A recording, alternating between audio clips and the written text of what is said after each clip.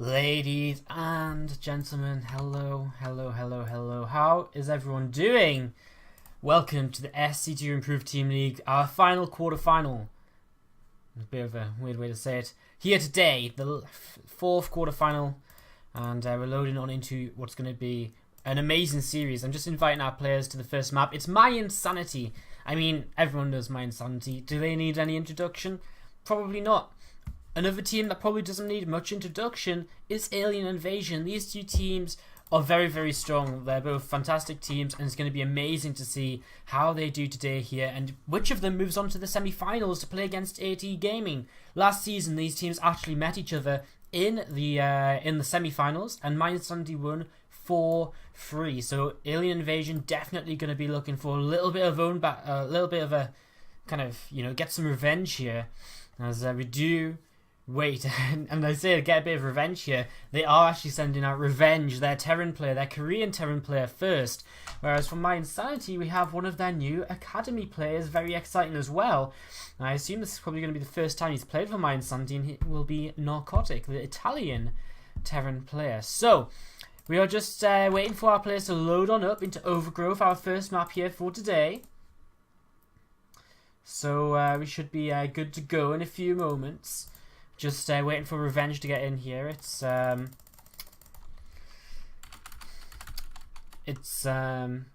because we're waiting for Game Heart, so it takes a little while for these guys to download and get in. Revenge is just going to rejoin.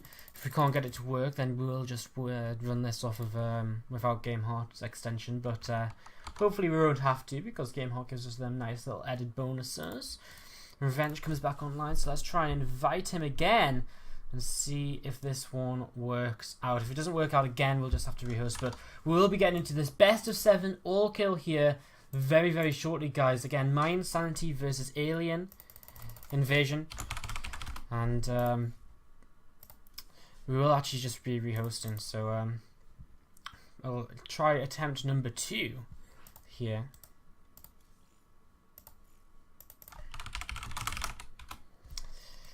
And get everything set up, ready to go. So again, we should just be here in a quick moment, guys. Just waiting for Revenge to relog once again, and we should be good to jump on into the game. And there we go. I invite her out, and hopefully, fingers crossed, we're gonna actually get players joining us here. And yes, we do. Alright, so we're pretty much all set for this TVT on Overgrowth to start us off here. Revenge is ready, and he calls the good luck, have fun. Narcotic, is he ready as well? Because if he is, we should be able to get going and finally get into, 5 minutes late, not that bad, get into this best of 7 all kill map number 1, Revenge versus Narcotic TVT to start us off here in the quarterfinals of the SC2Improve Team League. Both of these teams want to win. Going into the playoffs, mYinsanity actually said, why don't you just give us the money now, because there's no way we're going to lose to anybody. Alien Invasion probably feeling pretty confident as well, though. I mean, they went 3-4 last season. They've just had a player in the semi-finals of WCSEU. Golden, of course.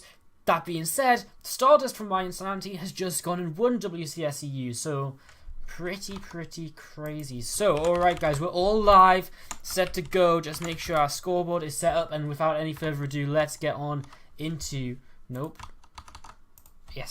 into our first game here of this best of 7 all kill match. In the lower left hand corner, we have a yellow Terran player, the new Academy member from mYinsanity, the Italian Terran. It's Narcotic.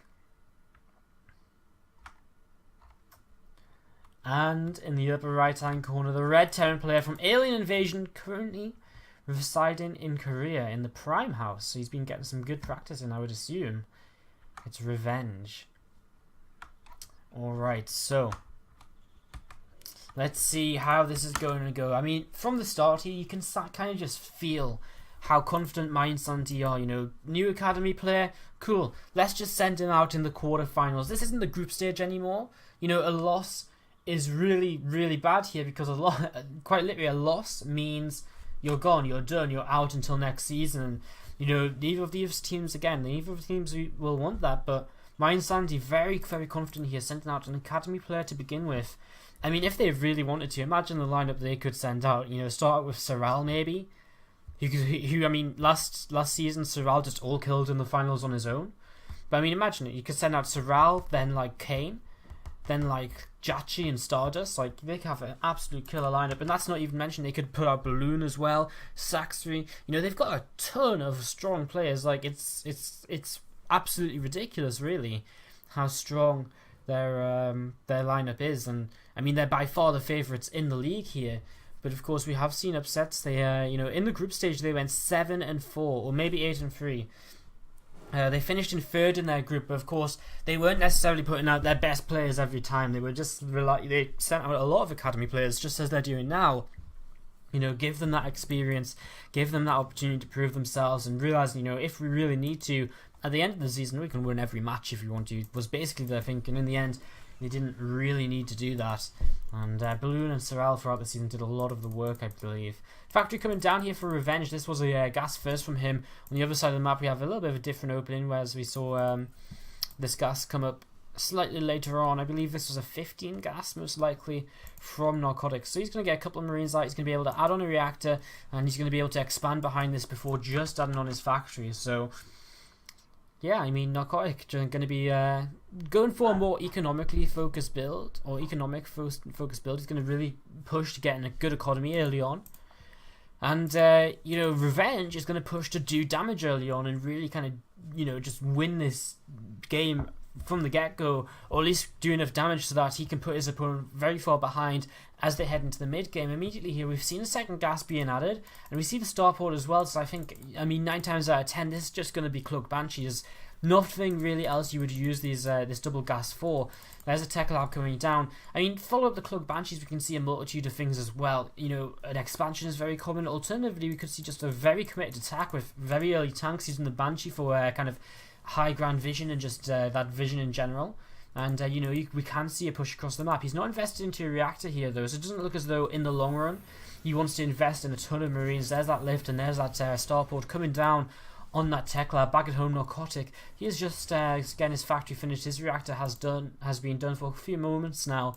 And oh wow, Revenge actually goes for the Raven first. Interesting, as we have 4 Marines sitting at the top of this ramp for Narcotic as well. So Narcotic just you know, continuing to reinforce here. He's going to shut down any kind of early aggression which comes straight towards him. He shuts down this SCV immediately. Anything which kind of loops around the back may catch him a little bit off guard.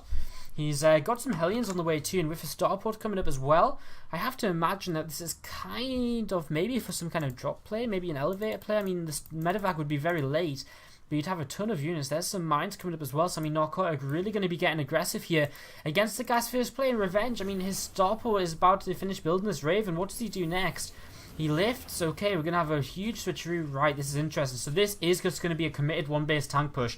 He's going to start at Vikings, and with this Raven as well, you know, he has pretty much huge amounts of you know, advantage in terms of army, because he's going to win any kind of sky fight. He's going to have tanks to really siege up, and he's going to be able to push forward with it too. Now look at this. This is really interesting. Oh no, Revenge is coming forward just a little bit too much here. He does drop down deepers, and he will get back in. Narcotic question how much he really wants to commit forward here. He loses one of his Hellions already. This Raven revealed as well for Revenge. But, okay, not too badly revealed in the end, I suppose. Another Hellion's actually going to go down here. Narcotic just letting that die, but all of the Marines of Revenge are dying. This tank comes out. But this was a good start from Narcotic, because not only does he do a little bit of good trading here, but he also, most importantly, I would say, ends up scouting pretty much what his opponent's doing. I mean, he saw the Raven, he saw that the tank was coming out. I mean, if you just check his vision, he also saw an expansion, so he knows Revenge is pretty much taking a much slower expansion than him. He should know he's got a much better economy, and that's pretty interesting actually. I mean, we'll see what his response is. Immediately he goes into his own factory with a tech lab, and I think that's the right choice. I think you almost immediately have to, you always have to, you know, take into account any kind of tank play. And, you know, one tank of your own can definitely shut down tanks of your opponent. He may struggle a bit in the air, but it's so important to just have them tanks out at all to be able to do absolutely anything. So we have Narcotic coming back here with an SCV, going to come and just begin to mine once again. And Revenge set up very defensively now, back at his base, ready to take his orbital command down to the low ground. So Revenge, what opened up as what looked to be a very aggressive opening, has turned out to be not so aggressive at all. He is now going to move out with 3 tanks. He does still have this pretty huge air army. I mean, 3 Vikings and a Raven is definitely nothing to be laughed at. 2 Vikings heading across here for Narcotic. and they will just see the edge of a couple of tanks moving out, so he has to be very, very careful. And here comes the air army as well, 4 Vikings in total. And I mean, again, that is scary. That is very scary to consider. I mean, how do you ever really deal with that? I mean, he will have this first tank here, as these Vikings are coming back, taking a little bit of damage. A second tank coming out for Narcotic as well. He's taken what I think is a really good position. He's sieged up very far forward. So far forward that his opponent may not even really be expecting this. And this was some good initial damage, but loses one of his Vikings. And, has to be careful of that Widow Mine, of course, but can get that thanks to the Raven. So that Widow Mine goes down, a Hunter Seeker missile, a couple of Hunter Seeker missiles take out his first tank, allowing Revenge to move a little bit further forward. Still another tank here for Narcotic to turn this around. You've got to remember he's got a much better worker supply. He's a little bit behind an army, but all he really needs to do is buy time. And these tank sieging here don't really do all too much, I would say. I mean, you know, there's not like there's anything in range here. So it's, you know, not all so bad right now for Narcotic. He's holding on quite well. He's got another tank on the way. He's actually looping around here, and you know, if he just pulls a few SCVs, he could do a lot of damage in the long run. He can afford to lose about 10 SCVs or so, and he'd still be even. Oh wow, we're gonna see a base trade. Well, this is you know, this is brave, and honestly, I'm surprised Revenge. I mean, now he sees there's nothing here at all, so he's going to say, right, time to move forward, time to begin doing whatever you want to do. And you can see Narcotic's actually preparing. He's saying, I don't want to fight on the low ground. I'm going to keep the high ground here. He's actually got a third command center, of course, which isn't really going to be able to be used. At the same time, I mean, he comes all the way across here, and we have a similar situation on either side of the map, where both of these players are basically stopping them, their opponents from mining from the natural expansion. Narcotic has a lot more SCVs. He's got another command center up here already as well. He's cleaned out the opponent of his natural already, and you know, I still really like Narcotic's position. He's slowly beginning to even up the army supply. He's had a second tech lab factory for quite some time, so he's really got a lot of tank production potentially coming out. He's not actually building anything from the second factory right now, which is a little bit of a waste. I'm a little bit scared about these tanks getting slowly closer. I mean, that was a really bad time to drop a supply cap, because now these tanks are just going to turn around and shoot these down. That's going to be a huge supply block here for Narcotic, because he's not only going to lose one, but two.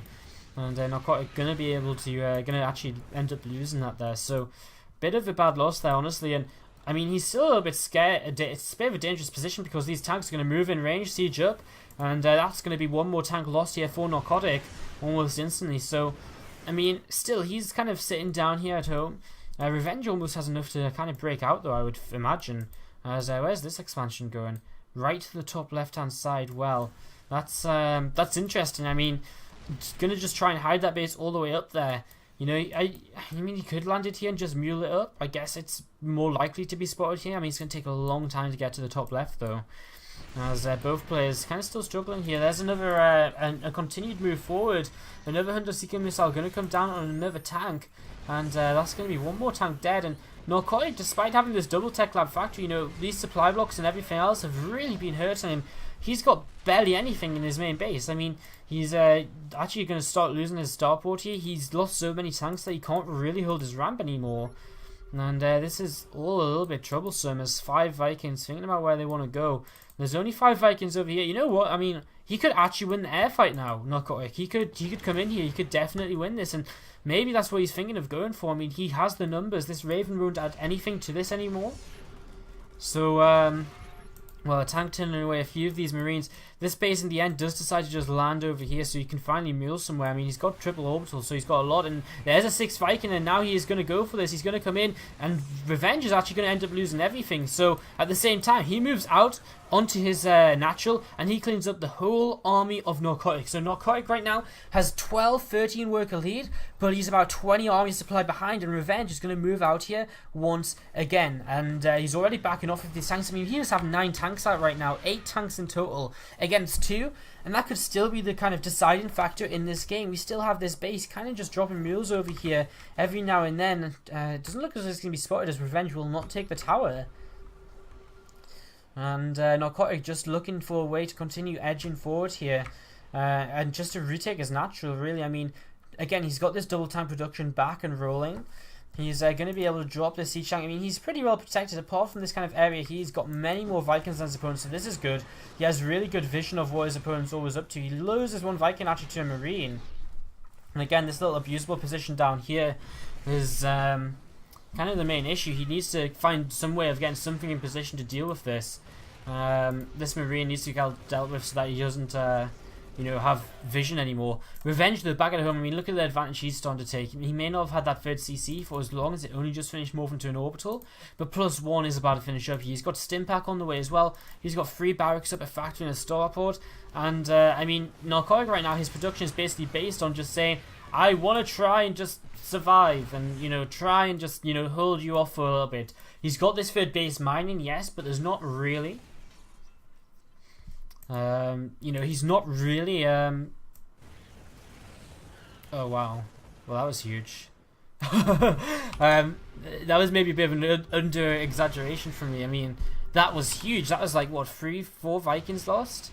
10 Vikings lost in total. I mean, that's actually a ton of Vikings which he's just lost there. No vision. If he keeps scanning, he can get vision, and he's actually picking off a lot of SCVs because of this. As Narcotic, I mean, how does he ever break out from this? There's a sensor tower, there's the tank line, third base now down for Revenge as well. I mean, again, it was looking good for Narcotic, but in the long run, he just ended up losing a bit too much, and Revenge just knows if he keeps scanning, he's doing so much damage, and Narcotic is really starting to struggle to mine. He's actually now 40 supply down. I mean, this is just kind of the long-term kind of disadvantage of losing them early tanks. This base is still known about over here. I mean, that's kind of maybe the one thing which is keeping Narcotic in this right now.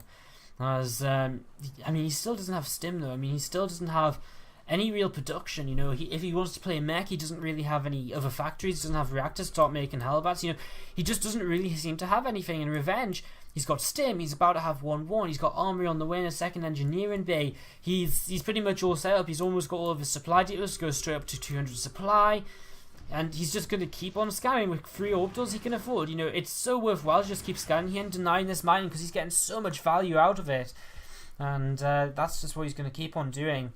As Narcotic keeps trying to, I mean, he's just transferred some SCVs down from his main, which is pretty much mined out. So, I mean, another scan, and oh, look at this, Revenge now will see the space over here. So this is a dead base, Stim's in, and this is going to die very, very quickly. So, I mean, the third base is going to go down now, and I mean, this may as well just be GG. In fact, there we have it, Narcotic does call GG. And there we have game number 1 going in favour of Revenge here. This match was played on the American server. And yeah, so we're going to get into game number 2 in a few moments' time. What's the deal with this league? Who runs it? I run it. I'm Wardy, and I run just SC2Improve in general. If you want to find out more information, then head on over to SC2Improve.net.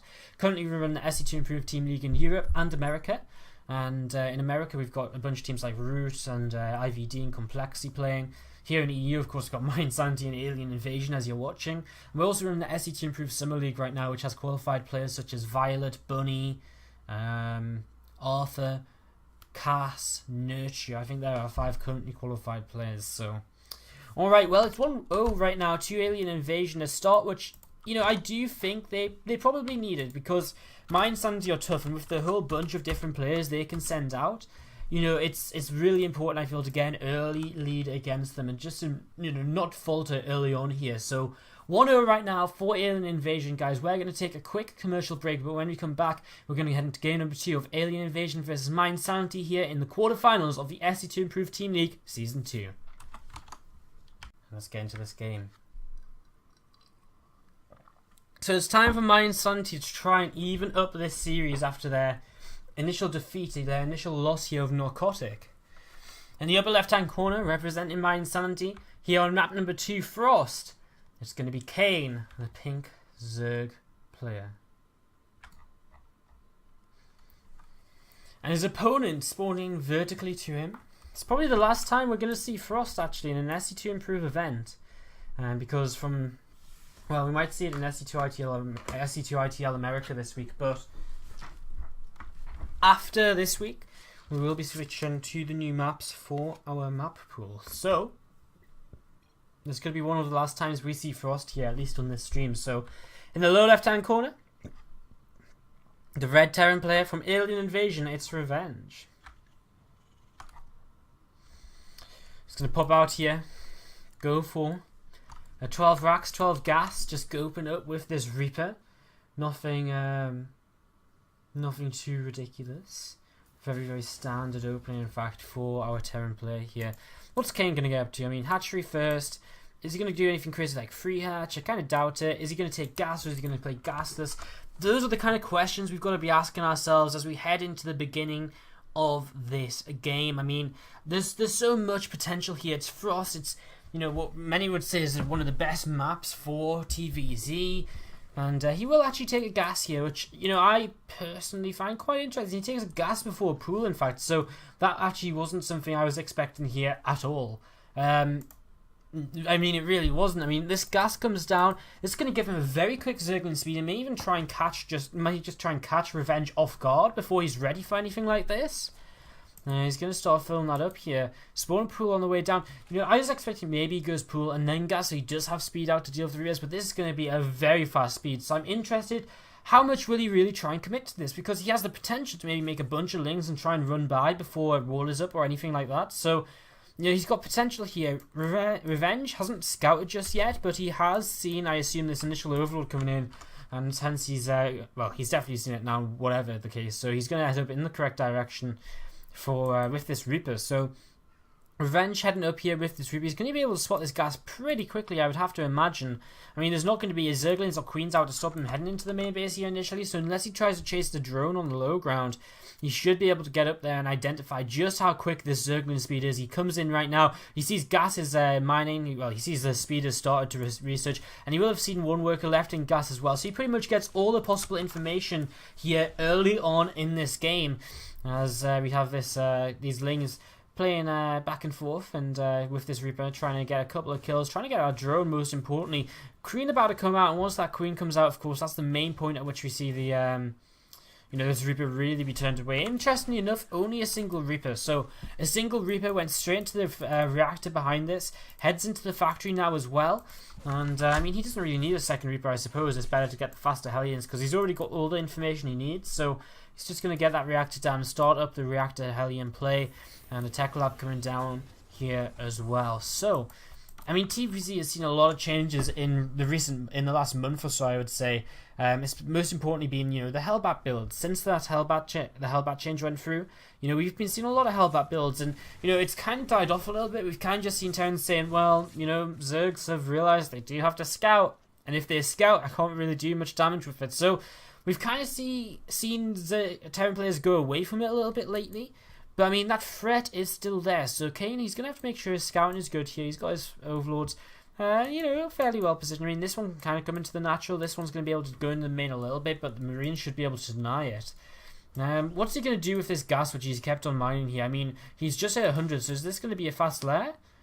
You know, what is his plan here? Because this 100 gas, you know, you never usually, I mean, usually right now we only just see speed finishing. We've only just seen the Zerg go back into gas, but already here, Kane has 100. So he can do a lot of different things with this. It may just be for us down double evolution chamber and he just starts his 1-1. He doesn't think of doing anything aggressive at all.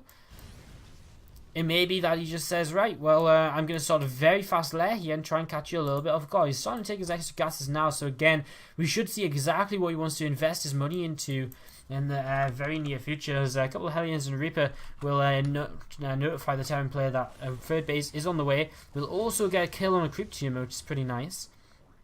And yeah, so killing off one of the active creep tumors, forcing these queens to spend a little bit more energy. And there is just that double evolution chamber coming down here. So Kane, he's just building up towards the standard Zerg macro play. Double upgrades going to be on the way for him. He's adding on a Baneling Nest here as well.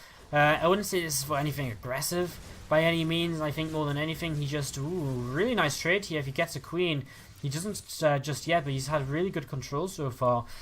I would say, I mean, we're seeing 16 Zerglings. I feel like they're more to just deny these Hellions more than anything else. I think the Baneling Nest is just coming in because he hasn't really been able to scout what is up on this side of the map. Is there an armory down? He's seen a third base, but, you know, there could maybe still be some kind of Hellbat attack coming behind this. So I think the Baneling Nest just coming up here nice and early. That being said, he hired some lings over to this side, and he has had another 16 or so join him on the map, so I guess there's a potential to be aggressive if you can sneak past these Hellions. If these Hellions are out on the map still, could kind of work. But he's spending his money quite smart, I would say, on the upgrades, on the lair, on the tech. You know, he's not going to waste it trying to go for a Baneling Bus, which I mean, really, what kind of damage is it going to do? It's so risky. I mean, if the Italians spot the Lings coming out, they're just going to head back home, and they can clean up any kind of Baneland Zerglian attack at this time on their own. So, I mean, I think just smart play from Revenge, not really banking, something from Kane, not really banking on anything gimmicky to win in this game. Just getting solidly onto free bases, getting onto them upgrades, and again, just putting himself into a good position here for the mid game. Our Terran player has not got any engineering bases. In fact, he has got engineering base, but he has not yet started any upgrades. So we're seeing what, for considering it's a third command center, I mean, we almost always have seen the upgrades start by now. I mean, he's got the engineering base to do it. Don't just start them now, and generally we'd see them start up just before these 4th and 5th barracks come down. So Revenge will have a lot of units very quickly, but they're not going to be that well upgraded. He's going to be about 2/3 of an upgrade behind here initially. So, you know, this is good for Kane because usually the Terran player is really far ahead on upgrades. Usually the Terran player heads into that 3-3 and you're just like, oh, my 2-2 just finished. I haven't even thought about getting Infestation Pit down. But, you know, it'll kind of lower the timing where Revenge can really trade mega efficiently, and you know, that kind of timing, that little bit of extra time could be what he needs to sneak in an Infestation Pit, to sneak in a Hive, and to begin thinking about his own 3-3 for much later in the game here. There's a few Zerglings heading up to this top right base, gonna swap that hatchery on the way down just there. A bunch more Balons coming in as well at the just here, I mean, in general, just looking to defend this initial attack. We have a Spire on the way, so I mean, just very standard play overall here. These Hellions get a single Balin so far, continuing to chase, and they're going to keep committing forward. Without Balin speed, these Balins are actually in a lot of trouble. Was that a transfused on a Baling? It might have been. All of these Balings but one go down, and with Medivacs and Stim, this army's kind of a little bit scary. I mean, he has to carry away, but it's by no means just going to kind of fall down and die here. This Balin at the back is still there, but nice target fire here. Now he just picks up and he actually sticks around a little bit too long, loses one of these Medivacs, turns away with his reinforcements and just heads into the main base, try and do whatever he can for some Lings to come and deal with this for Kane. But Kane deals with it very, very easily here. He sits at a 20 worker lead, does Kane. With a 4th base finished over to this right hand side, decided to take this base instead of this base, because this base is much easier for the Terran to push on into. And that being said, I mean, he has to be pretty much always aware. If he controls this tower, it's okay, but if he doesn't, then very quickly things can turn a little bit sour, as this base is fairly far away from the 3rd, so he really has to be on top of any kind of drop play or anything like that, as 2-2 is on the way now for both players as well. The first Mutalisk is about to come out onto the map. This Medivac turns around and starts boosting the other way. We have a 3rd base set up for Revenge that has begun mining, and he's coming out with another wave of units here. If this drop comes into this 3rd base, going to grab himself a couple of drone kills. It's about 3 in total, I think. Mutas should be able to deal with this. These oh, he actually loses a Muta, which is a little bit sloppy considering, well, I guess it's because he's trying to deal with attacks everywhere. There's mines actually burrowed over here. At the same time, Revenge is cleaning out creeps, so in the end, it looks as though he's done a pretty good job of just cleaning this up. This drop in the main will get cleaned up as well here in a moment, but that's a couple more meters going to end up being lost here, I feel. Yes, it is, at least 2. So that's 2. Oh no, he actually just gives that one alive on 5 health. You know, that wasn't really so great for Kane. He took a lot of damage. He's kind of forgotten about these Widow Mines in his natural, so they're going to do some more damage. And, you know, he took some more damage over here. After these Widow Mines, let's check the workers kill count. And, oh, that was nasty. And this one is not quite in range. 10 workers killed. Okay, so actually wasn't as bad as I initially thought. As, oh, the mine actually gets some Mutalisks. So, I mean, in the end, really good. Really, really good for Revenge. That's actually 3 Mutalisks killed already, and I mean, this is kind of like the first wave of Mutas still, you know, we're barely really into this game. So another dropship just came in here. Yeah, as soon as he cleans this up, another drop comes in. Revenge has taken the opportunity to clear up a lot of the creep already, and it is starting to dissipate, and he is beginning to push towards the 3rd base here. Balin's coming forward. Oh no, the mines could do a huge amount of damage, because all these Balins are just clumped up, and the Balins, most of them go down before anything, before they really connect on anything. Revenge loses another Medivac in the main. He doesn't quite have enough to continue pushing on the creep here, however. So, you know, Kane holds on for now. He could probably be a bit further ahead if he wanted to. He has had 2-2, where his opponents only had 1-1 for a little while here. That may have very well have made a bit of a difference. The real issue for Kane is he's really starting to lose a lot of this creep. I mean, look at his vision. He sees nothing. I mean, the creep's still there for now, but he sees the edge of this army. It's not actually that much there, but he doesn't know how much is behind it, because again, the creep just isn't here. Drop. now over to the right hand side. Don't know if Kane's noticed this. At the same time though, he's going in for the big attack here. He's going to chase off of Creep, and I don't know if he should continue committing here. I mean, I guess he has a lot more units, so it looks as though he will. Muta's continuing to come in as well. They really want to start targeting down these medevacs. Kane seems to win this fight fairly convincingly. At the same time, the drop up here from Revenge will start to clean out this fourth base if nothing goes over there to react. Kane comes towards the natural, and this may be the point of overcommitment here, as these Balians aren't quite sure what they want to commit onto. There's a whole bunch of SCVs here, and they may very well go down. In fact, I think the whole mineral line is just being cleaned out. Revenge, he is going to get this fourth base though, so got to remember here, it's not all over just yet, as he does now, Kane, come up into this main base. Can Revenge hold on? He doesn't quite get to burrow that mine here. A few Zerglings going down in time. The Mutas are the real issue, but can reinforcements clean this up? I mean, maybe there's still a lot of Lings, I guess, down here as well. Some more Lings coming over as well. And may just be that Revenge doesn't just have enough to actually hold off this attack. His production is being camped here, and as soon as anything comes out, it's just getting killed off immediately. And it looks as though Kane will take this game. But what a close little series of fights there we had between these players. As now these Mutas are going to commit forward onto this for get rid of this. And again, we're just waiting for Revenge to type out the GG. The series is going to be evened up here, guys. It's going to be 1-1 between mYinsanity and Alien Invasion in this best of 7 all-kill series. All of these Mutas actually starting to go down. I mean, Revenge is trading very well, but it's just too far gone. He's going to lose his natural here. Third base kind of untouched, but Kane's just going to keep on throwing units until he falls over and just dies. Because, again, there's the point where, you know, initially I thought maybe Kane was going a little bit too far here, but, you know, once he really breached this main base, it's quite clear that all he has to do is keep streaming these units across, and that's what he's done. Revenge, a lot of his kind of supply right now lies in medevacs, which have nothing to heal apart from a single Marine, which he stims back to the tower. He's actually got some barracks over here trying to produce.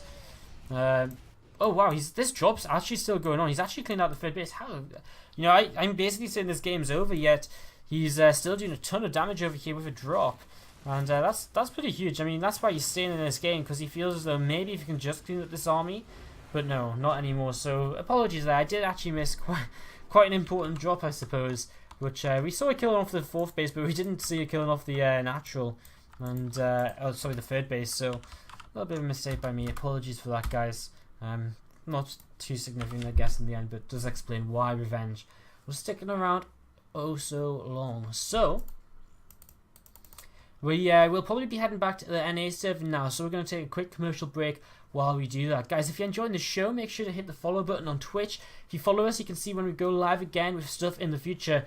That being said, we're probably not going to be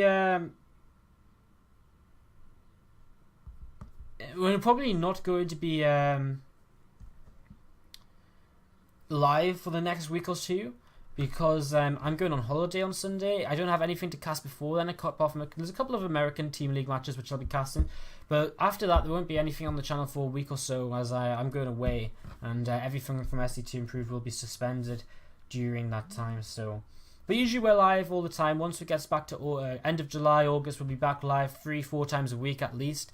So that should be pretty great once again.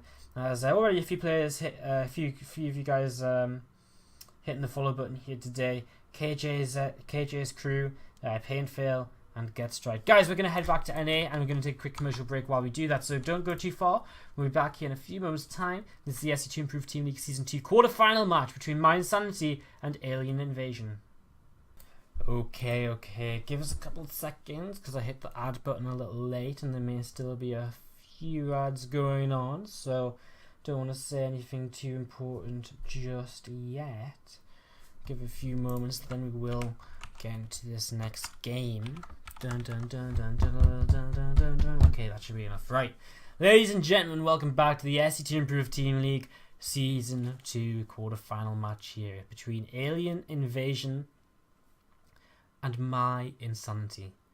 We're back over to NA because we have Golden coming out next here for Alien Invasion. Just 2 days ago, he ended up losing in the semi-finals of the WCS EU. Here he is now to try and take Alien Invasion into the lead in this series once again. mYinsanity currently have Kane out on the map. He just took down Revenge and a pretty good CVT. So let's see what this ZVZ is going to bring us here on King Stage Wrong Station. We actually have a quick pause. as Golden sorts out a hockey or two, so no problem there. It gives us a little bit of time to just chat. What should we talk about? Well, a few more guys hitting the follow button. The Shaq 2, Pop Rock 5, Sega 92, and Eccentric Crane 3. Thank you very much for hitting the follow. As I said, we're not going to be live too much in the next week or two, as I'm off away on holiday, but after that we'll be back and streaming 3-4 times a week in NA times and EU times and all over the place. We have so many events going on. We'll be setting up the third season of the SC2Improve Team League. We'll actually have the semi-finals and finals of the SC2ITL to finish up and all of that. Alright, so let's get into this game, ladies and gentlemen. It's map number 3 between Alien Invasion and mYinsanity. One of these teams goes home today in the quarterfinals. Both of them made the semi-finals last season. mYinsanity knocked out Alien Invasion 4-3, then they went on to beat Cascade 4-1 to win Season 1. Came back to try and defend their title, and well, this is the first real test for them. I mean, the group stage was never really going to be that challenging. They did lose a few matches, but not also important.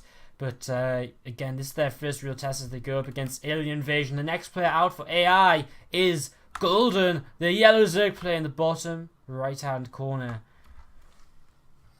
And the upper left, currently the only player to take a map for, well, I guess the only player to take it, well, there's only one map taken on either side, so that's not a really good way to introduce the player who has evened up this series. From mYinsanity, it is Kane, the Canadian Zerg player, currently in Taiwan, I do believe. So quite exciting stuff here. And as both players open up with their hatchery first, going into pool. And I mean, this is ZVZ. If we get past any Ling Bling Wars, we know what we're going to expect here. Oh yes, you know it. It's going to be roaches. Roaches. And what a great map for ZVZ. I mean, these rocks at the back are the natural. They can be taken down. You can see counterattacks coming through here. So there's kind of two ways to watch. At the same time, we're always going to see this attack into the third base possible as well. Maybe even once the fourth base get taken. I mean, they're kind of very outwards. You know, they're very kind of wide out on the map. So harassment from roaches could definitely be a deciding part of this game. If we do... Ooh. Oh, this is so cool. He's going to make a Spore Crawler just to snipe this Overlord of Kane. And it's coming right into his base. There's no way it can escape, surely. Does he see it? No, he doesn't. Now he does. Oh my god. This Spore Crawler comes forward. It's going to burrow beneath the Overlord. And the Overlord's going to go down. And, well, what a start by Golden. Boom, boom, boom, boom, boom. And he kills it. So, a nice little start here by Golden. I mean, it cost him a drone and 100 minerals to do this. To kill a 100 mineral Overlord. I guess it doesn't really give him that much of an advantage. I mean, it's not like he went for the 9-pool build where you know, you go for the 9-pool and, you know, the one that Solar/Cats made popular. Where they did it on Habitation Station, where you 9-pool and then your opponent ends up supply blocked. I mean, it's a different sized map for the Overlord arriving, but he goes for it nonetheless. And I mean, I don't really know where he goes from here. He is actually moving out with the Spore Crawler. I don't know where it's going. I've got no idea. Both of these players are kind of in different scenarios right now. We have no upgrades, just single gas for Golden, so he's building up to taking speed. Double gas here for Kane, so he kind of opened gasless. Both these guys have pretty late gas coming down nonetheless. As this Spore Crawler is off on a journey. He knows about it. Where's it going?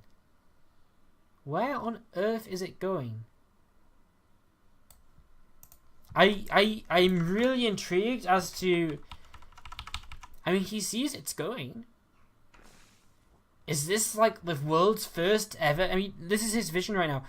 Is this the world's first ever scouting Spore Crawler? I mean... the Spore Crawler's over halfway across the map, but 4 Zerglings are going to shut it down here, surely. I mean, maybe... Oh, he gets the surround! Oh, the Spore Crawler! Oh, no! Oh... Imagine. I mean... I guess he was trying to get it across the map and like burrow it here and just try and pick off an Overlord before any Lings kill it or something, but I mean, I don't really know. Medbug boost here on the way for both players, +1 already on the way for Golden.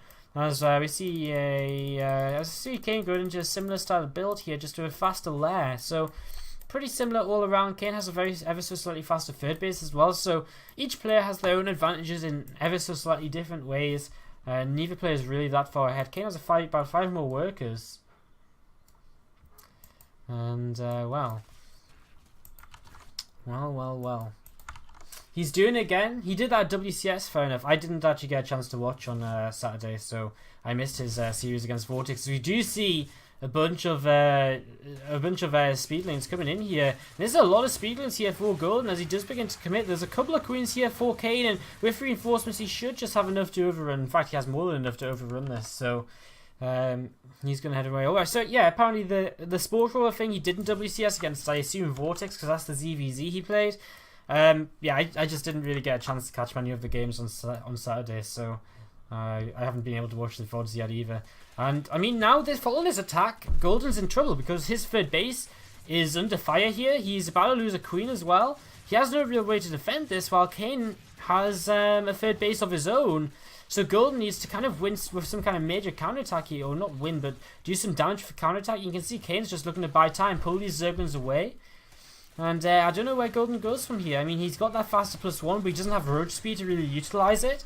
He can go straight into +2. He starts up his third base once again, but he will fall ever so slightly behind on it in the long run. So these Lings heading across, and well, these roaches are out here for Kane. I mean, there's a lot of Zerglings, and with +1, well, not quite finished for these roaches, but it should be more than enough anyway. There's a lot of Zerglings here for Golden, so a lot of roaches there for Kane, and even with a lot of Zerglings for Golden, it's just not quite enough. He could try loop around, maybe get into the mineral line to do some damage, or maybe just keep them for later. As well, you know, he could just loop around, and once these roaches move out for Kane, might try and hit a counter attack. We'll see if he does move out. So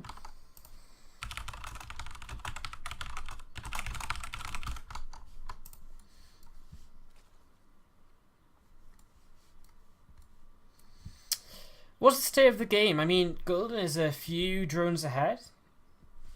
So he's a couple of drones ahead right now. Kane is way far ahead on army supply. He's got way more roaches here. 26 roaches to 7, and you know, it's not like Golden has a bank which he's waiting to spend. I feel like he's just not traded so well throughout the game. He's got a lot of Zerglings on the map which aren't really that useful right now, apart from counterattacking, and this is a pretty huge counterattack right here. He should, if he wants to, be able to kill off absolutely everything here. Kane isn't going to turn around though. He knows this is a tactic which is just meant to delay, and you know, Golden, he doesn't have time. He's trying to get some spore crawlers up, but it's just not going to be in time. His roaches and queens coming down here. Lings actually turn around, but Golden just GG's out right there. And, well, I mean, anticlimactic really. I mean, Golden just really overcommitted to the Zerglings, and while overcommitting to the Zerglings, he kind of ended up in this position where he couldn't really make enough roaches in time. I mean, losing his third base earlier than his opponent definitely probably had something to do with it as well. As, uh-oh, something's crashed. My scoreboard changer has crashed. Oh no, it hasn't. It's just opened in a different window. So yeah, I mean, it was weird, but it was, I just think, a mistake. I mean, he overcommitted to, if he overcommits to one of them, if he doesn't overcommit to the first fight, he doesn't lose his third base, and from there he makes a ton of his own roaches. And from there, he's probably in a good position. But, yeah. GG Golden tapping out of game number 3. And that does bring us to what will be the updated score in 1 second. There we go on the screen. 2-1 to mYinsanity right now against Alien Invasion. So, this is the best of 7 all kill. mYinsanity 2 maps away from the semi-finals right now. We'll see who Alien Invasion are going to be sending out after this quick break, guys. As soon as I know, I'll let you guys know in the chat. But we are going to take a quick commercial break here once again. In the meantime, if you want to check out our website, SC2Improve.net, you can read a bunch of stuff over there. I'll probably be putting out another article tonight about some stuff and whatever. But head on over SC2Improve.net, read about the previous matches that we've seen, and read about pretty much anything really that SC2Improve does. So head on over if you've got a couple of break moments in this break. And guys, we will be back in 3 minutes time with map number 4. Let's see who Alien Invasion are going to send out now to try and make a little bit of a comeback. Guys, don't go too far. Be back soon. Okay. I mean, things are really starting to get quite serious here. This is the point where mYinsanity have the opportunity to go to match point. They win this, it's match point for them. They need one more map, and they're in the semi-finals of the SC2ITL Season 2. We're going into map number 4. It's going to be Altism Stronghold for PvZ between Patience and Kane. I'm going to be loading on into this as soon as Patience is ready, and he's ready just now. And here we go. Altism Stronghold going to be our map for this PvZ. How is everyone in the chat doing, guys? We've got a couple of minute delay, but no doubt in a PvZ on Altism we'll have a little bit of time to just chitter-chatter. You know, probably not going to be all too much to talk about early on. So how is everyone doing? Who are you guys supporting in the chat? Let's get some shout-outs going here to start us off on Altism Stronghold. Why not? As I'm just setting up the scoreboard, and we will be in game to introduce our 2 players. Once again, guys, Alien Invasion. Currently trailing by 1 map here as we head into map number 4. They have sent out their blue Protoss player in the the upper right hand corner. Patience to try and pull this back once again to level pegging. Alright, so let's see what he gets up to here. I mean, a huge map for him. Altism Stronghold. He had the choice. Altism, he had Way Station in there, he had Merry-Go-Round, and one more map which I can't remember off the top of my head. Habitation Station, I believe. So that was his 4 map choices. He chooses Altism, the largest map in the map pool. Again, this is last season's map pool. For this, the final match, we'll use last season's map pool for.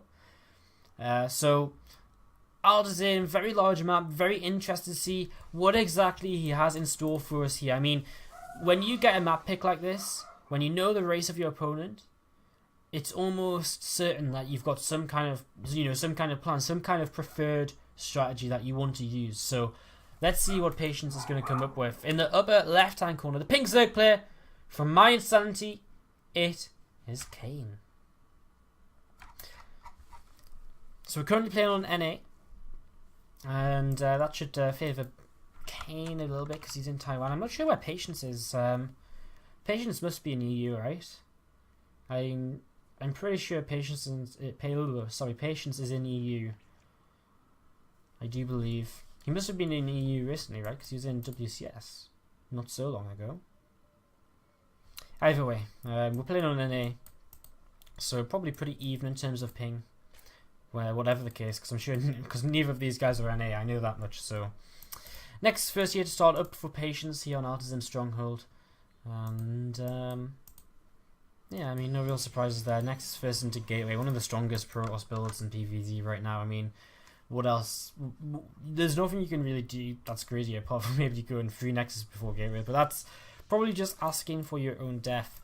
So yeah, he's just being nice and gritty here. It gives him a lot of opportunities, a lot of possibilities, I should say. If he wants to add on gateways very quickly and go for an attack, though unlikely I would say on this map. If he wants to just take a quick third base, he can go for any kind of tech behind a gate, expand. He can even add the Forge on quite quickly, but you'll still have that threat with that faster cybernetics core and faster warp gate. So we'll see what exactly he wants to do. Kane with this first overlord going to realise his opponent is not in the bottom left. For the second overlord, we'll very soon see who he is in the top right, as he will come in and spot this natural expansion of his opponent in just a few moments' time.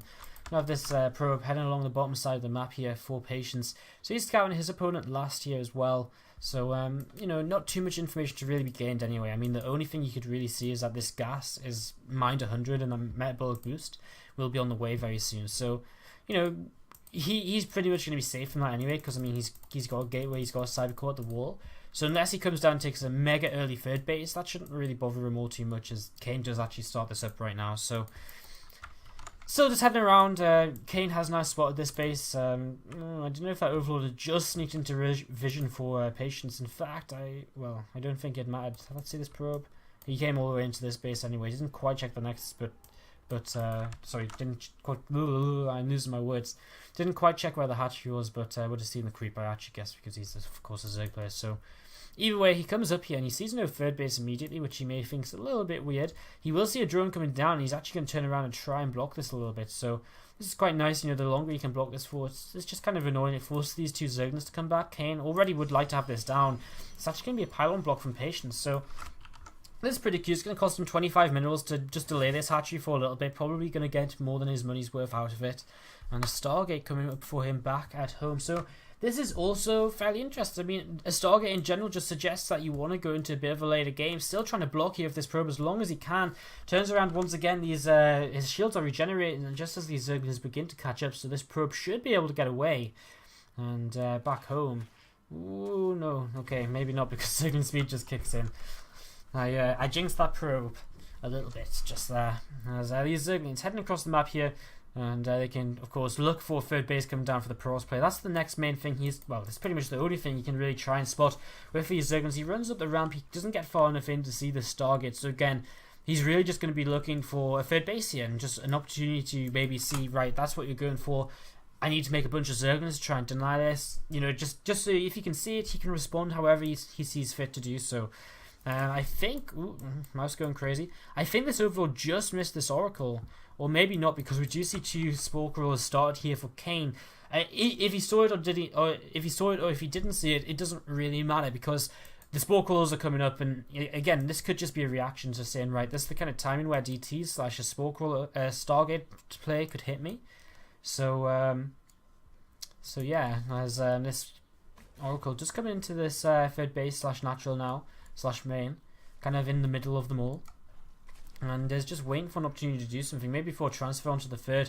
He sees a bunch of Lings heading across here. I mean, this is the kind of spirit of Lings we usually expect to see from a Zerg player, just as the Protoss player is probably heading towards taking his third base. What's he adding on right now? He's adding on 3 extra gateways, so he's not exactly rushing into this third base. Kane seems to think he is. He comes over to check once again. He's going to try and get up this ramp as well, and this is kind of annoying. But again, he won't be able to do too much. There's a force field available here for Patience, and he should drop that down. Ooh, he catches the Zealot at the wrong side of it. Or maybe he wanted to, because he trapped these units in the end anyway. Oracle doing some good damage over here right now. 4, 5, 6 workers killed. That could be a couple more as well if he wants, but he does just get turned away by a Queen. These Zerglings, a lot of them do get away in the end. So just kind of action all over the place, but nothing too significant. A few roaches starting to come out here for Kane. There's Twilight Council for Patience. So it definitely looks as though he wants to take a third base. With +2 with Blink.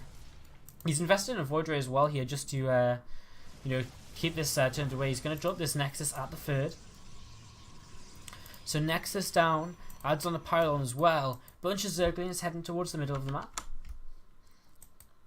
And now we're going to team up with some roaches as well. Now, Kane's investing in Burrow. He's investing in Gladiator Constitution. I mean, Burrow is quite interesting here, because there's not really going to be any detection for Patience apart from this Oracle, which has died somewhere along the way. So this Void Ray is pretty nice.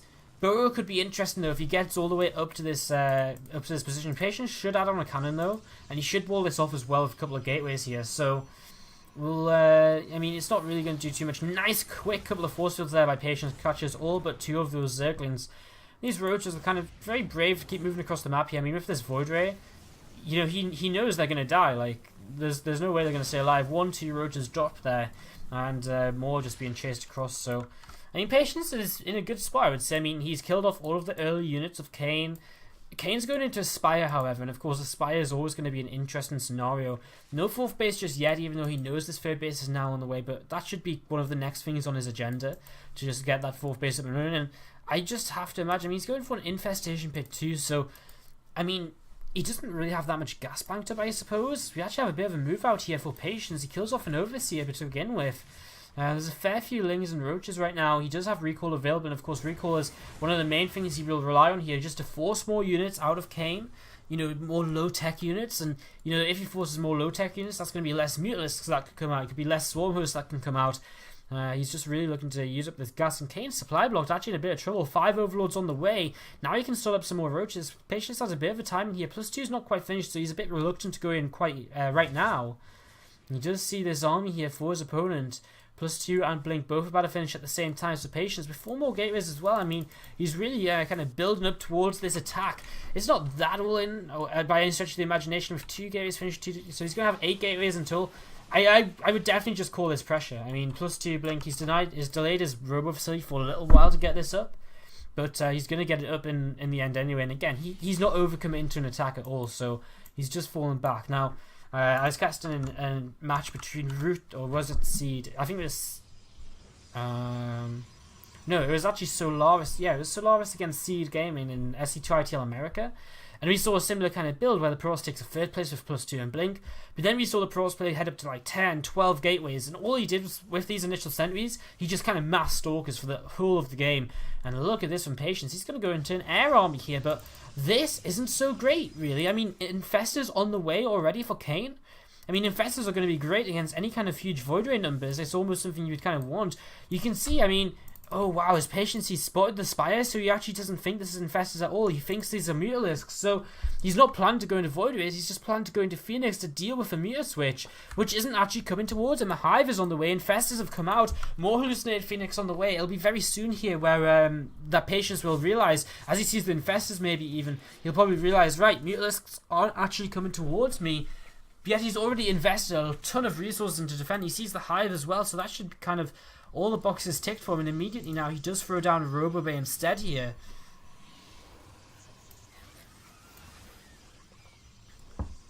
And, well, Hallucinated Colossus is spotted. Kane getting ready to move in, and I mean, with a very delayed 4th base, he's really being able to just pump out a ton of units. Getting ready to come in from a surround. Does decide to back out of this. I mean, Patience knows about it. He sees with his observer this army has moved where this army has came into position. There's 2 Colossi hallucinated here, and they could be kind of very dangerous for Kane. If he thinks they are real, then he's very unlikely to actually attack, I would say. The 2nd Robo now on the way. Again, Patience more or less tricked here, was preparing for Mutalisks, and they never came. It was the Infestors. We're just kind of hoping that he's got time to get some Colossi. We actually see already an Ultralisk Cavern coming down, so that's something as well which you know, the double Robo will cover, the ability to double produce Immortals. As Kane right now will probably look to throw away some units, as he will look to tech up in the very near future as well. These Hallucinated Colossi don't have much longer left on them, but Kane's still not happy to commit forward. He's just spreading his creep, establishing his 4th base, getting everything just nice and set up. A few Zerglings, one of them blocking over here this eventual 4th base of Patience. And this whole army kind of just sitting here at this 3rd Nexus. A couple of Lings still just kind of moving around all over the place. And just scouting, checking for hidden Nexus. And this Probe going to be a little bit annoyed that he can't build his Nexus here just yet. So, slightly annoying, the army will move a little bit to come into position to deal with this, bringing the Observer along with him. Ultralisk's going to start up here now, and they're not going to have the best of upgrades. We actually only see +1 Carapace, which would affect Ultras right now. +1 melee is about to kick in. And I think Patience, a couple of Colossi to deal with the initial units that are out. Maybe 2, you know, probably 4 Colossi, and then head into Immortal production once he realizes Ultralisks are on the agenda. Great Spider on the way, but this is going to be good for Patience because he has the... oh, did he cancel the other Stargates? He did. Okay, well... I mean, there's nothing really for him to deal with Broodlords, but with these Hallucinated Phoenix, he should be able to spot the Greater Spire. And if he spots the Greater Spire, he's going to be able to know, right, I need to add a couple Stargates or a Stargate and a Fleet Beacon so I can start getting something out here. Doesn't actually check these Phoenix when he goes over that Ultra, as they're coming all the way to the side here, and whoa, they're just going to stop here. They really need to head into that main base to spot a little bit. A Zealot run by coming round and maybe looking to hit this base over here. Oh, a huge set of force fields, and Kane gets a lot of his Roaches caught. A bunch of Roaches still over here as well, and I'm not actually sure where the initial Zerglings went. They're kind of not here right now. I'm not sure if I've missed something there, but all of these Roaches are going to go down, and I mean, while he doesn't really want these Roaches right now, while he's got a bank to remake these, you know, I think he would have rather, you know, at least had something still. We've got Zealots in this main base. These Zealots over here aren't doing anything just yet either. Hasn't spotted that Greater Spire, which is pretty important. Roaches still over here picking up a few cannons. Such a ton of cannons coming down for Patience. Zealots should be able to charge forward and deal with this in the end. Few Phoenix not really doing it too much to the top. Some Zealots are going to come in and they'll get cleaned up pretty quickly, but they should be able to... Ooh, they may get an Infestor.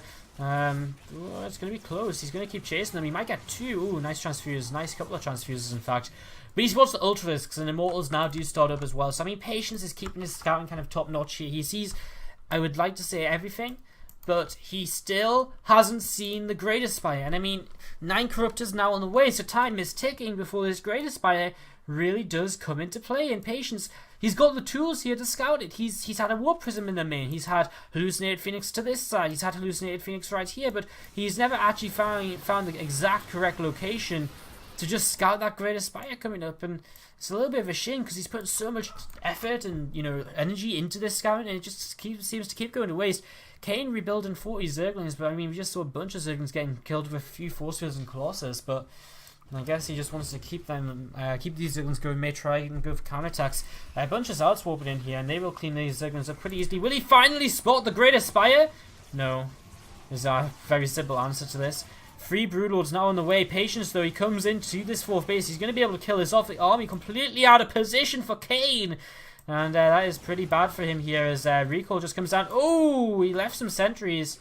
And Patience doesn't really realize this. Now he'll probably go back home and back over to these and see, and he'll be like, oh, that is a bit of a shame. I really wouldn't have wanted to lose them, so just a little bit sloppy on his recall there. And these Stalkers are going to get cleaned on up as well. So, I mean, Patience moves out once again. His army's not so big anymore after losing them sentries. He has to be very careful, actually. I think he needs to be, move back, maybe, even. An Infestor coming forward here. He wants the Fungal Growth. And, ooh, blinks the Stalkers forward. That's very brave. Doesn't quite get enough. Zelharaz continues in the main base. And now he sees the Great Aspire. He's going to start talking it down, so he will be able to kill it. But already 6 Broodlords out and 3 more on the way. Means that Patience can't fight. There's a huge Fungal Growth on all of the Blink Stalkers from Kane. And well, what does Patience do from here? He needs to kind of go into emergency anti-air mode. He's adding on the Fleet Beacon right now. He's not making anything else, so he needs something to deal with these Broodlords. More Zealots coming into this main base. He's going to be able to kill off a lot of this, production units for Kane. The Ultra Disc Cavern's now falling alongside the Great Aspire. The Infestation Pick going down as well. An Ultra being sent back here. I'm not sure if a single Ultra will be enough. I guess with these Zerglings it will be. It's getting taken down though. This Ultra might actually end up dying here. Kane is on kind of one death march across the map. He's 45 army supply ahead because he's down on so many workers. He's lost a bunch of them to Patience, but he doesn't really care right now as he does begin to move forward. And Patience just has not had the time to really prepare for this kind of army. I mean, he's prepared for the Ultras, he's prepared for everything apart from the Broodlords. This scout came in way too late for him, and that is absolutely huge as the Time Warp comes in. I mean, Patience, you can see, he's kind of really struggling to just deal with this right now. 3 Tempests on the way. He might just have to give up a base, though, while they're waiting for an opportunity to do this. Nice Fungal Growth, looking down a lot on the ramp here. Ultras, one of them kind of, I mean, the Ultras can't really run into that position, couldn't really. Stormers come forward again, and quite a few of the Infestors. I mean, if these Infestors go down, I mean, and the Broodlords will die eventually to the Tempest, because there isn't that much anti-air, there's a few Queens. Patience is doing a good job of just buying himself time. This base is almost mined out, so it's not the most important of bases. Now he's starting to peel away towards this 4th. Oh no, there's so many Templar here. He needs to morph these into Archons immediately, because if these all go down, it's a huge amount of money, and Patience isn't paying attention. Oh my god, now he gets some in. He gets 2 of what could have been about 6, 7.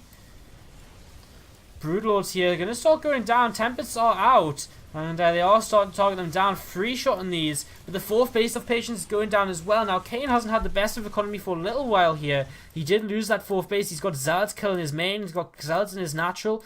He's still got his 3rd kind of running. We're in a bit of a weird situation here, and Kane is beginning to drop in supply. All of the Broodlords are dealt with. These Tempests have no answer for them. There's a Mortal still out here as well, which will rip through these remaining Ultralisks. And actually, it looks as though Patience may just make the comeback in this game. And wow, Kane, he was very all in with this one push across the map, and it looks as though Patience, he had to lose both of his bases. Oh, well, yeah, he kept this alive? Well, I mean, lost a lot of probes, but he knew all he had to do was buy time, and look at this now, he actually morphs in Archons in the main base, and, well, Zergling's going to go on a run by, try and cancel his 4th base, I would assume, but, I mean, there's just so much here in this army right now. 4 more Ultras on the way, but 4 Immortals, 4 Colossi. Them Ultras are not going to stand much of a chance at all here. A single Zealot warping in right now to try and do up these Zerglings. Not quite enough, but Patience should be able to warp in a little bit more here in a couple moments to actually help out. And I mean, even if he doesn't, he's cleaning up these bases so quickly right now. This base looks as though it will go down. This base still trying to come up over here, and he might lose this. He's still got one pylon. Kane continuing to lose bases as well. He's kind of got this one base left over here. 4 ultras are still being made. Where are they popping out? A couple in the main. A couple. Yeah, this is going to be immediately dead, right? Stuck in the corner. Yeah. Archon's going down. Archon's going to just chase that ultra down. And Patience continues to just march across the map. And it looks as though he is going to bring this series to an even state once again. As we see, what is that? An ultra going down from behind once more. And yeah, a lot of drones now being pulled to try and deal with this, but it's just not going to be enough. GG is called, and Patience! Well, I really did not think he was going to make that happen there, especially after we'd seen the...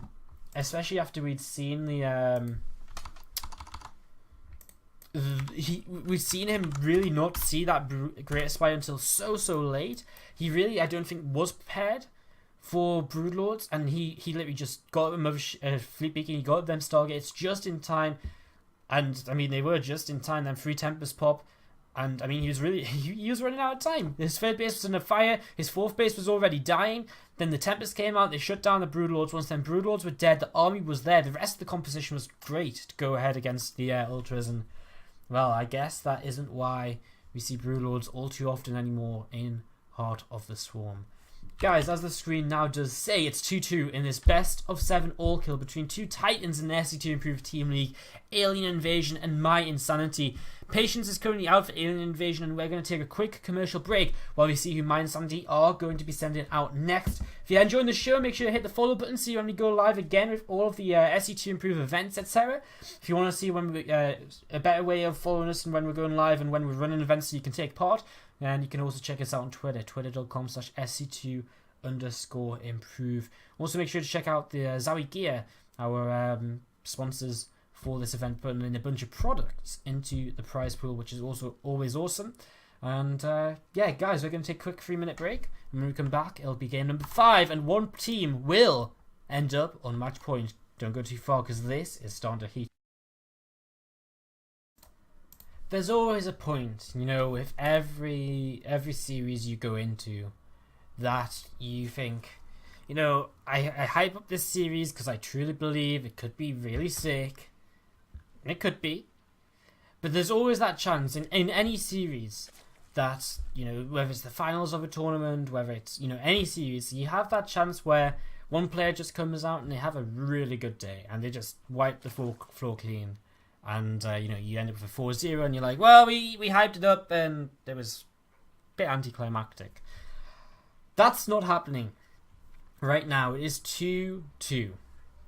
Game number 5 we're heading into right now. We're guaranteed 6 games between mYinsanity and Alien Invasion. And we're going to be jumping into this 5th game right now between Winter, a new academy player from mYinsanity, and Alien Invasion's Stardust. So let's just jump on into this without any further ado. In the lower right hand corner, the purple Zerg player from mYinsanity just joined their academy a few days ago. It's Winter.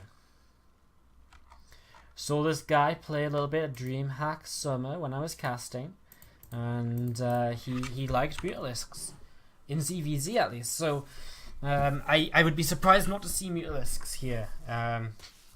Honestly, I would be very surprised not to see Mutalisks, and not. And I mean, the map really does lend itself to that as well, spawning in the longer positions here on Way Station. In the upper left-hand corner, the blue cross player from Alien Invasion, now on his correct account. It is Patience. We've been all around the world so far today. We started off in America, we went to Korea, came back to America for a couple of games. Now here we are, finally back home in Europe for this match here. So, I guess that does confirm my initial suspicions that Patience is indeed here in Europe. Otherwise they would be playing on NA. He's going for a different kind of opening. He's gone for the Nexus first again, but this time into a Forge, which is, you know, I feel just saying, okay, I'm just going to play this fairly safely. I'm just going to, you know, I'm not going to rush into anything. I'm not going to be too greedy, and I feel like if I play safe and don't die, I should be the better player in this match, and I should be able to take this and take my team onto match point. So, yeah, he starts up with the Forge here. I believe that's most likely going to be his thinking, as a pool first transitions into 3 hatcheries here for Winter. Just takes all 3 of these right now. So no real surprises there at all, as a probe is chased back home by these couple of Zerglings. This is not Winter the streamer. This is a player called Winter from Sweden. He's won the University StarCraft League in Sweden once. I believe he's a very strong player, Grandmaster level. Definitely deserving of being on the myi Academy.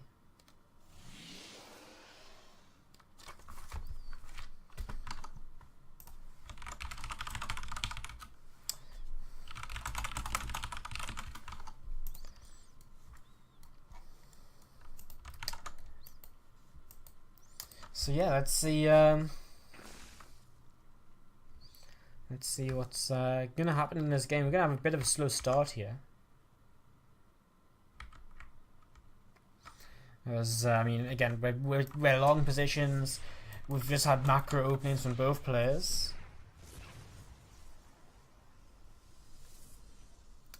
and it's gonna be a little while until we head on into this game, truly and surely. Well and truly, I suppose, is maybe the phrase I'm perhaps truly looking for. We have a Stargate on the way here for Patience. I mean, he's opening pretty much the same, following the he's pretty much opening the exact same as last game, just with a slightly different way of getting there, with this Forge instead of Gateway first from the expansion.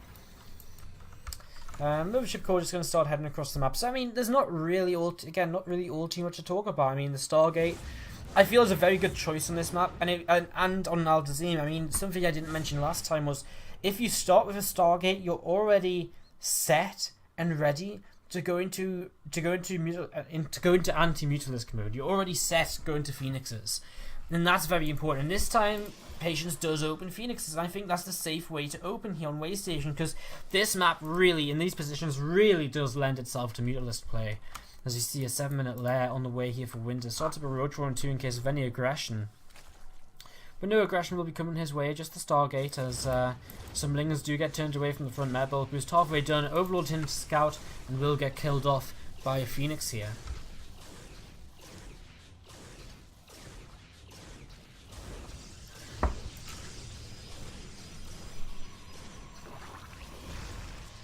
Boom.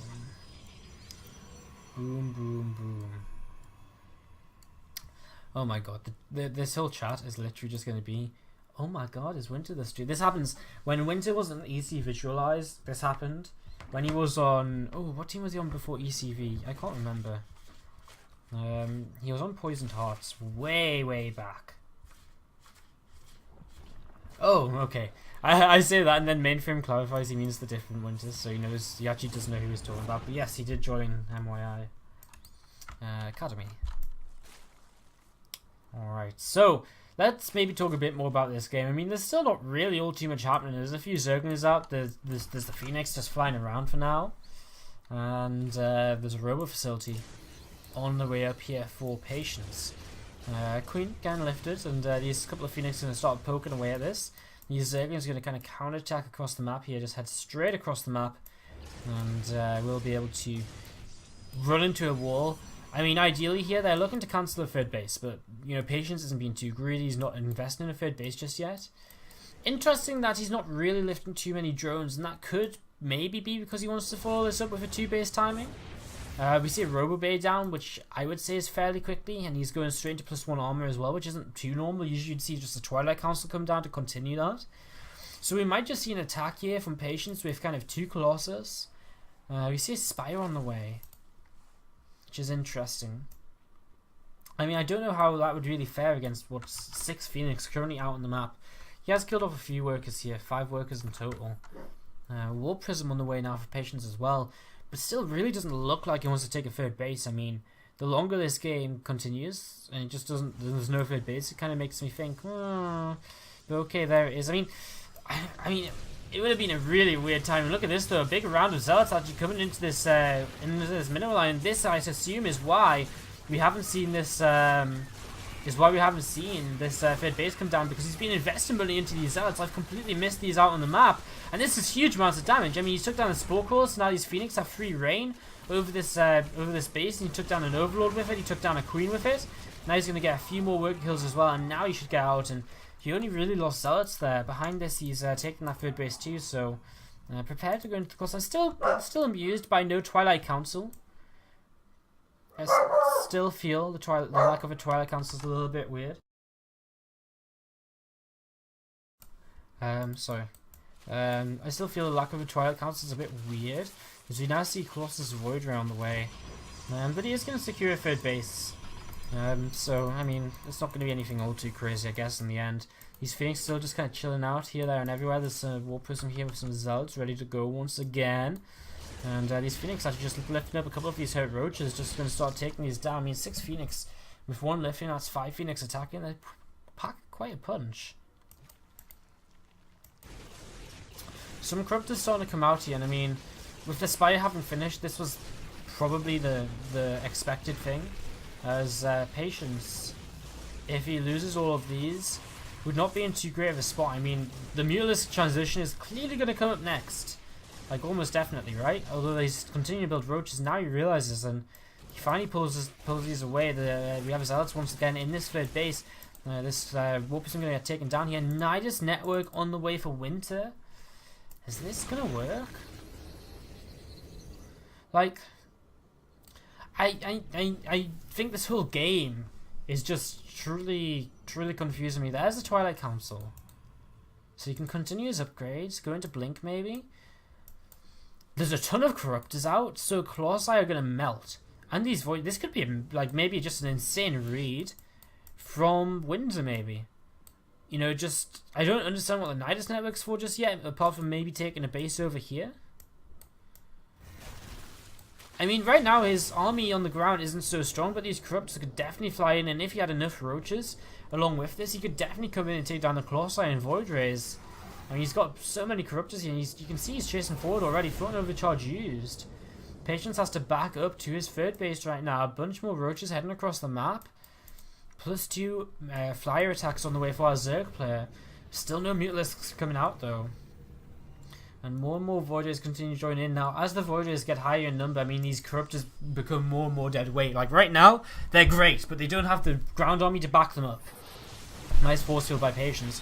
But as time goes on and more Void Rays come out, these Corruptors, they're kind of like, well, why did you ever make Corruptors? But look at this. The Nidus Network coming down in the main base. Patience has no idea about it at all. We have a ton of Roaches loaded up here. And this can definitely change the pace of the game. Let's watch Patience's reaction here as he hears that Nidus Network and he knows immediately it's in that little gap in his main base which he just didn't have vision of. Starts to warp in Stalkers where they won't be killed off immediately. Has one Void Ray here as well, and he's pulling all the way back at the same time though. Guess who's at his third base? It is Winter! And Bowering isn't going to work against the cannon, but well, we're going to see this army begin to split up. The Void Rays coming in here. What's happening over here? This main base is still under attack. There's actually not much over here for Patience at all. Patience taking a lot of damage from this. He will clean up all of these Roaches at his third. How much damage has been done overall? He's got a front overcharge over here. He's got a Void Ray as well, taking on a Corruptor. He's got a Stalker as well. He's going to take care of this. He's got a lot of Stalkers in his natural, which aren't really doing too much. He looks as though he's going to keep his Twilight Council alive. And he's really struggling for lack of detection right now with all of these burrows coming down. A Phoenix gets picked off here, doesn't quite get a Mutalisk. Again, more Phoenix just kind of going down for no reason. And here's this finally, this muted tech switch, which I've been expecting for oh so long from Winter. And now it does finally come in, following the huge amount of damage done by this Nidus play. 23 workers killed. Doesn't get any bases, maybe got a few buildings here and there, but honestly, not too much. But he did throw away a lot of Roaches to do this, and now he gets his army caught on the watchtower as well. There's going to be a bunch more Roaches going down. Observer is here. Mutas and Corruptors going to head towards the main base, but there's not really that scary number of Mutalisks just yet. I mean, this is a number of Mutalisks which, well, a Photon Overcharge could definitely take it on, and as well, Blink Stalkers, so he's going to just have to turn away. And Nidus Network comes down once again. So, again, interesting here. Patience, look at this, he's just beginning to instigate the base race. And I think this is the better choice because, realistically, there is not enough Mutalisks to base trade right now. at all. You know, it's going to take him so long to take down the bases. He's starting up a Nidus network so he can get more units here as fast as he can. A couple of Colossi left at the third base to deal damage over here. Patience is giving up this third base now. He's pulling back into his natural. He's got so many units here though. Like, it's almost ridiculous to think Winter could actually do this. This hatchery is going to go down as well. Again, this third base is already down. Winter's trying to expand everywhere, all over the map. But I mean, again, he's just going to lose so much. He's now going to go onto this island base. I mean, I assume if he can kill the Stargate and all the Void Rays, he could force and kill all the Nexus, he could force a draw. Maybe. But he's just in trouble. I mean, his natural's dead, his third's dead, he's still got his fourth base mine. He's got this base kind of up here, but some Zealots already spotted it. He starts up a hatchery on this island, but there's Void Rays out, which realistically can't deal with this as well. These Mutas are not really enough to do enough damage to Patience. He's got so much at home he can defend very easily. I feel like Patience is playing very slowly, as Winter has a ton of Spine Crawlers here, but Colossi, of course, just going to outrange these and nothing to actually shoot upwards. So just loading more and more into this Nidus network. A ton of Overlords here could go down as well. I mean, there's still Stalkers here, so, I mean, with the Stalkers, he's going to try and take this space over to this side as well. I mean, the Stalkers just mean these Mutas can't fight. These units here mean that these Zerglings aren't probably going to do anything at all. I mean, there's the rest of the Stalkers, so no, they're really not. And Patience just takes step after step after step towards cleaning out the main base of his opponent here. He's still happy on T-base. Starts a DT shrine as well, just in case. Winter loses all of these Overlords now, 93 over 76. About only 93 over 66. In a moment when he loses this one extra Overlord. Spire about to go down, and again, Patience just kind of waiting around. I like this. Recalls with everything, leaves the Void Rays behind to just do a little bit of extra damage here. Mutas are in the main base again, which I guess the main reason he's coming away. A blink here kicks off a couple of Mutalisks. And that's about it. And again, Patience just in a completely controlling position. I mean, again, there's these island bases up. There's this base still down here as well. But I mean, Patience is resecuring a third base. He's out on Temple Archives. He's going into +3. You know, nothing's really stopping him just yet. Whereas Winter just doesn't have a composition to fight. He's going to be able to take out these Void Rays, yes. These Void Rays are going to get taken down pretty quickly. They don't turn around to fight the Mutalisks. But they got the pool before they died. Which means there's now literally no tech at all on the map. A lair starts up already for Winter though. So he's going to be able to have the lair up. But again, times are just looking troubling right here. As Patience begins to move across the map. He's spotting this base to the left. And, ooh, these Mutas have to be careful, of course. Can he blink from here to here? Don't really know. Some Corruptors here are going to get taken down.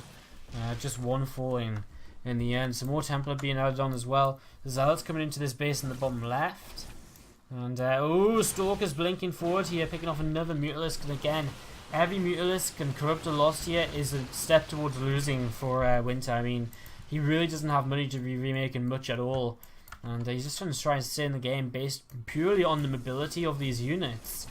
The space will end up dying. I mean, the Mutas aren't in position to come over here and defend this. Patience, he knows about these island bases, so he knows they're there. He's got Warp Prism out now to begin dealing with this. Nice blinking into the main base. And again, these Mutas, well, they're going to get away because the Stalkers have just used their blink. And Patience, so smart, just splitting his army in such a way so he knows none of it can ever really die. And as this Warp Prism comes in, I mean, there's a few things here, but not really enough. So this is probably going to be another dead base because the Muta's on the wrong side of the map once again. A couple of Stalkers just left behind, killing this and that. Zealot's still over here. They've taken down the base. Now they're going after the Extractors. A single DT is warped in, and this DT on its own will be able to just eventually clean up this base.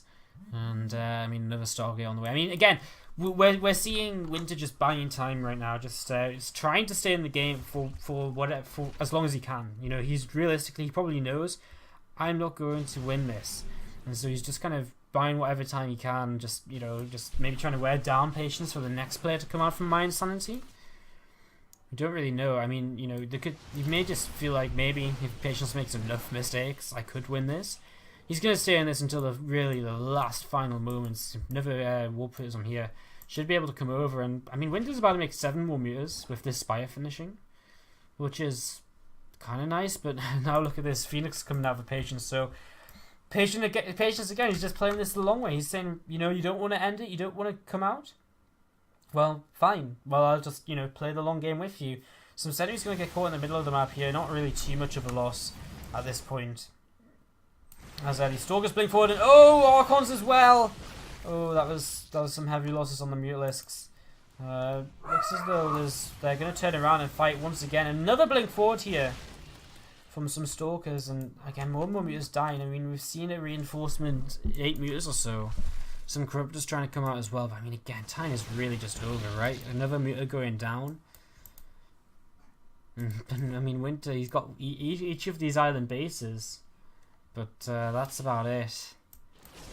Phoenix coming in here. Going to try and get this Corruptor. And I mean, again, they can just kite with these Phoenixes. And eventually they're all going to die. And that will be the point at which we say, right, GG. And game over, basically. As all of the Mutas die. Not much left to do for Winter now. I mean, he hasn't got anything to fly around with no longer. And that will be game, guys. So game number 3 in favor of Alien Invasion. It's Alien Invasion who take this series onto match point. It's a best of 7 all kills. So they've still got Patience out here. They've still got Patience to play at least one more game. And if Patience loses, they've got their ace player as well. Now the really exciting thing will be who is the ace player for mYinsanity. That is what I think a lot of people are going to be wondering here, because they sent out a few of their academy players. It's not been their strongest lineup. And well, let's head into game number 6. Match point here for Alien Invasion. After this quick commercial break, guys, if you're enjoying the stream, hit that follow button. And Alien Invasion, Patience has a chance to clinch this series and a place in the semi-finals for his team here in this next map. Guys, don't go too far. I'll let you guys know in the chat as soon as I know the final player from mYinsanity. Alright, well, it is match point for Alien Invasion here in the SC2Improve Team League Season 2 quarterfinals. Last season, we saw mYinsanity knock out Alien Invasion in the semi-finals 4-3. If mYinsanity want to win here today, they're going to be doing the exact same thing, only this is the quarterfinals. With a match against AT Gaming in the semi-finals up for stake, Patience is coming up for Alien Invasion to try and take this final victory, but it is Stardust coming out to defend from mYinsanity. He just 4-0'd San in WCSEU, and now he goes up against Patience here. We are waiting for the map pick of Stardust, and it's going to be Habitation Station, so I'm going to host this up right now.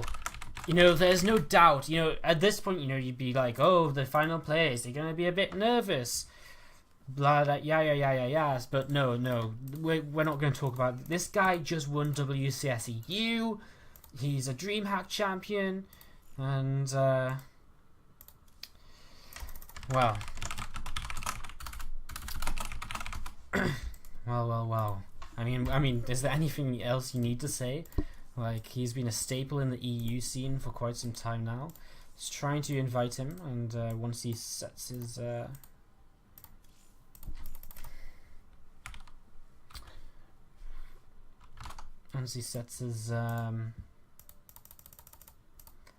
privacy off, there we go.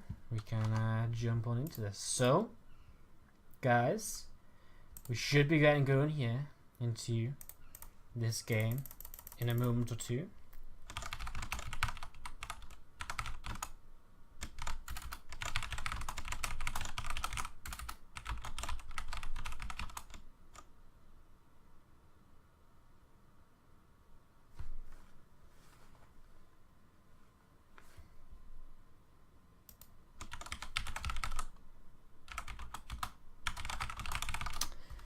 And if both players are ready, we should be able to go. So, I'm Wardy, guys. The SC2Improve Team League quarterfinals here. And if you're ready, we're going to go into this game. Wait for Stardust to say he is ready, and if he is, we're going to be able to go into this. So in a couple more moments, and we should be good to go. Just wait for Stardust to say he's ready, and again, guys, we will be all set to go. So Stardust versus Patience. Patience with a win here. He takes Alien Invasion into the semi-finals. He claims revenge on mYinsanity for knocking them out last season. Stardust wins here. He forces an ace player from Alien Invasion. I mean, who did Alien Invasion even send out next? They've used Golden. They would have used Patience and Revenge. Maybe Strelok. Maybe. I mean, it may be their best call. Amusingly enough, Strelok beat Stardust last season when they played, and I know he did because it was on Derelict Watcher that it happened. I remember. So, anyways, we're getting into this game, and I mean, it has to be Strelok, right? They could send out CPU maybe, but it's just, I think Strelok's their best bet if Patience does lose this. All right, let's load into this PvP. In the upper left-hand corner, the opportunity to close out this match right now, take match point, win this for his team, take them to the semi-finals, and knock mYinsanity out of the tournament. It's Alien Invasion's Patience. In the upper right-hand corner, we have the red Protoss player. From mYinsanity, this weekend, he just did a bit of a trip away to Germany and won WCSEU. You know, nothing too major. Who are we kidding? It's our newest WCS EU champion, Stardust. From mYinsanity, looking for 2 victories in a row to close this out and to bring us here to I mean, right now he's looking to bring us to an ace match, to game number 7. And how amazing would that be to see a game number 7 between these two teams once again? I know a lot of you guys, I mean, it's actually amazing. SC2Improve came leaps and bounds since our last SC2Improve Team League playoffs. So a lot of you guys, you know, you probably didn't follow us back then and stuff. It was a cracking match. It was a really amazing match. It really went the distance, and all the games were good. And again, I mean, to see a game number 7 for me would be amazing between these two teams.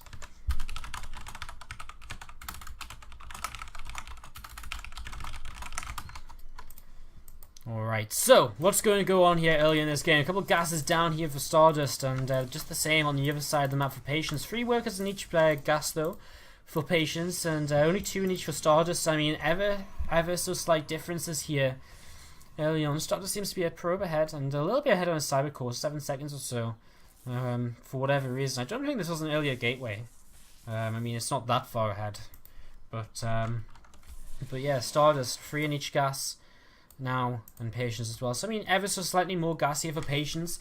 I mean, it's the difference of about 30 gas. It's not game changing by any stretch of the imagination. I mean, he may get his Stargate or something up ever so slightly faster, but it's not really going to make that any huge difference here. It's very, very minimal, as Patience will continue to be annoying.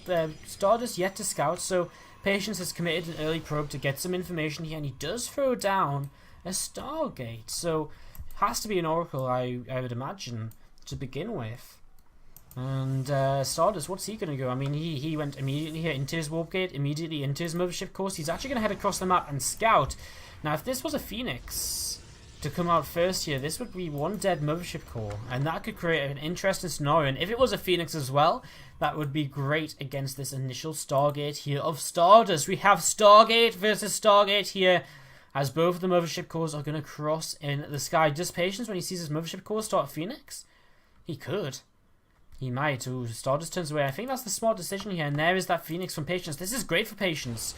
He's actually coming forward here with his Zealot. He's going to get the scout. You can see where he's rallied it. He wants to know what's behind this mineral line. It's coming in here. Will he get that information? Yes, he sees it. Yes, he clicks on it. He knows it's Stargate versus Stargate. It didn't really matter because he already started a Phoenix of his own. Stardust, though, is still completely blind here. He's sending a probe across the map to try and scout for himself. He goes into a Phoenix because he knows he has to. If this is an Oracle, he needs to shut it down with Phoenix.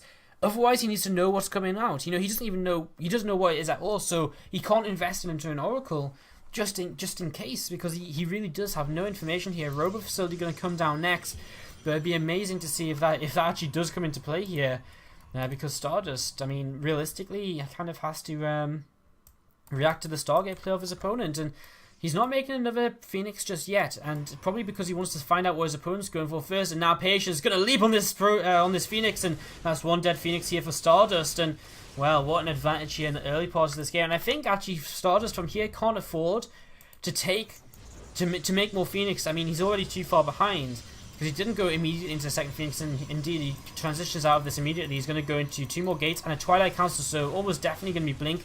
Could be DTs, you know, that could be a fun little mind game we see, where he's saying, right, you open with Stargate, well, unlikely that you'll have detection. And if a Twilight Council coming up next for Patience as well, well, I mean, we could definitely see that. We don't see an Oracle out, so again, this could work out. I mean, this could be very interesting, because, I mean, Stardust doesn't really have detection either, so we could maybe go into DT versus DT. This is really intriguing. I mean, Nexus up here, and Patience will start to attack against this, as Blink does begin. A Forge on the way as well, so I mean, Stardust really investing into the later game here. Patience definitely not looking for that. Yeah, he still hasn't brought any units down to actually commit onto a Nexus, or any probe down to commit onto that. Nice pickup here with the Phoenix, just gets a sentry, gets out. Going to limit the force fields, and there is the Dark Shrine. So we're going to see Patience just try and win this. And I mean, being able to kill off the Phoenix is, of course, the sentry is very important, because if you can stop the force fields, then the Dark Templar are going to have so much time to come up the ramp. I mean, Stardust for detection will have to rely purely on an Oracle here, as Patience still just sitting at the bottom of the ramp. He's just going to wait. He's waiting for his opportunity. He's got a Robo facility on the way. He's killed off his opponent's Nexus, so he doesn't have to worry too much about economy. Stardust starting to pile on the low ground here. This is intriguing, because if he can hide warpins over here, of course, what he's thinking is, I hide warpins on the low ground, I will be able to come in and break out. Nice few pickups on some probes, getting some worker damage done. This is the advantage of having Phoenixes out on the map for Patience. He's always going to be able to get a bunch of damage done. Now, as he comes in once again, is he going to go for that sentry? The sentry is so vital in terms of a defense here for Stardust against these DTs, because he has absolutely no detection, as he is going to retake his natural expansion.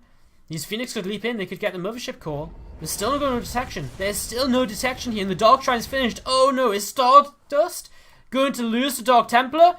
2 DTs warp in. Are they both going to go to the main base? For a DT as well, so 2 DTs in the main, 1 on the natural. Stardust is going to take so much damage here as these DTs come in, and there's just no detection at all. And this is it. He's going to lose so much.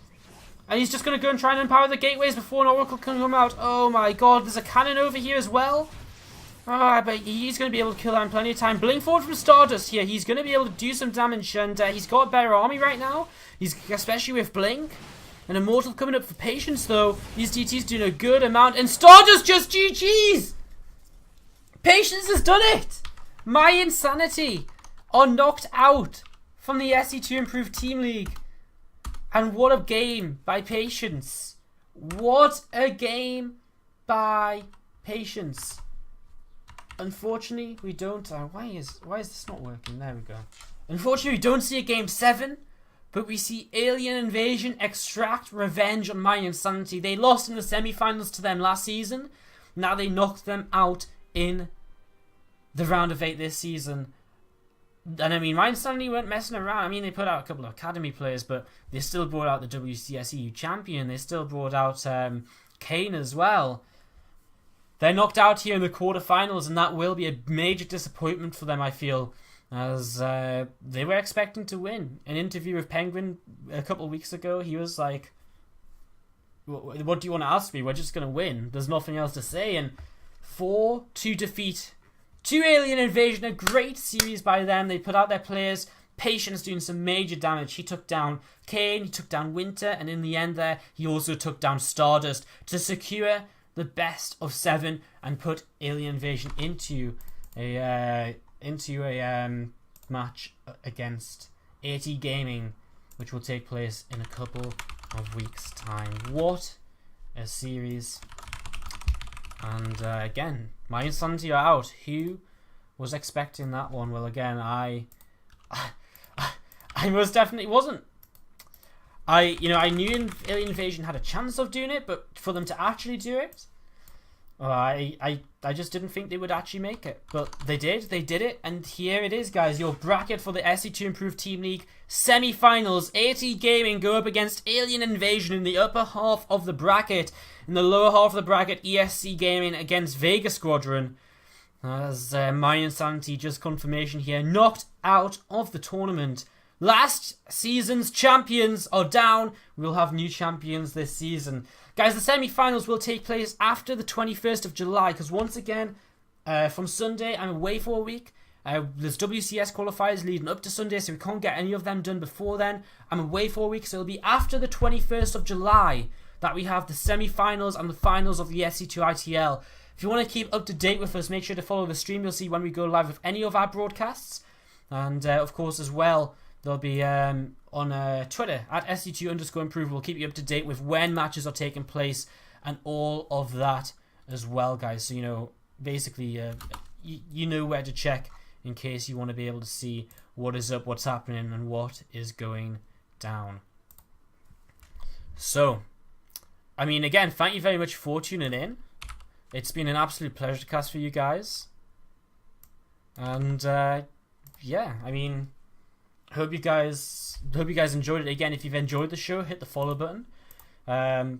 Congratulations again to Alien Invasion, who move on to the semi-finals for the second season in a row. Is this the first team?